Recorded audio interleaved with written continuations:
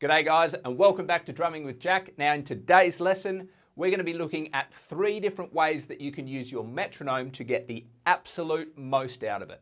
Let's kick it off with the first one.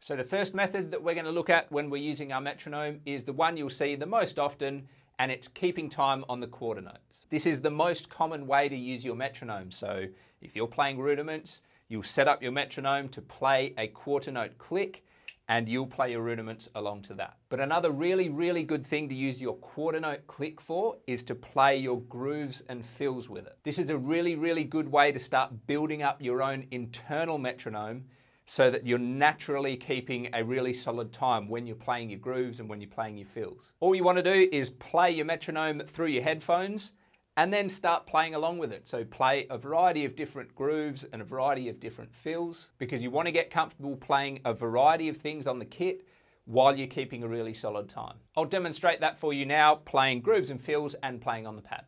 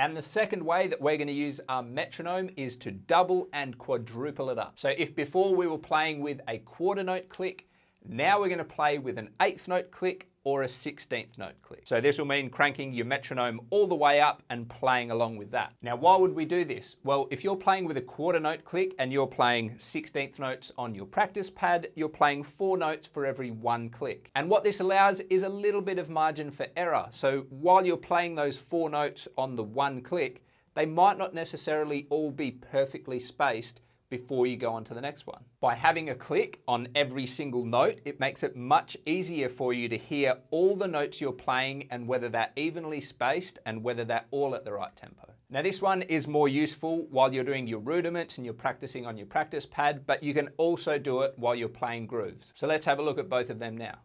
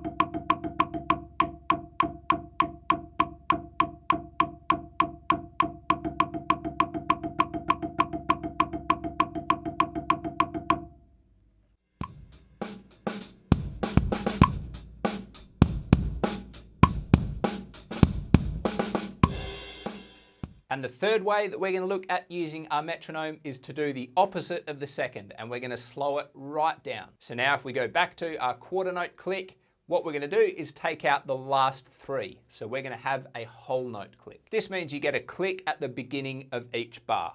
And what this means is you're going to have to rely a lot more on your own internal metronome, because you're getting a lot less reference to the tempo from the click. Rather than getting 4 references per bar or 8 references or 16 references to the tempo, you're only getting 1. Obviously, this is a really, really good exercise for you to work on your ability to keep the tempo without having a click behind you. And if you want to escalate the difficulty level, then you just have less and less clicks. So rather than have a click every single bar, you might have a click every second bar. If you get comfortable with that, you can have a click only every 4 bars. And when you're doing these exercises, you might find it takes you a minute or a couple of minutes to get into the groove of the tempo. That's fine, just keep going back, keep adjusting your tempo to keep matching up with the click, and eventually you'll slot into the groove and the timing of it. Now let's look at it on the kit and on the pad.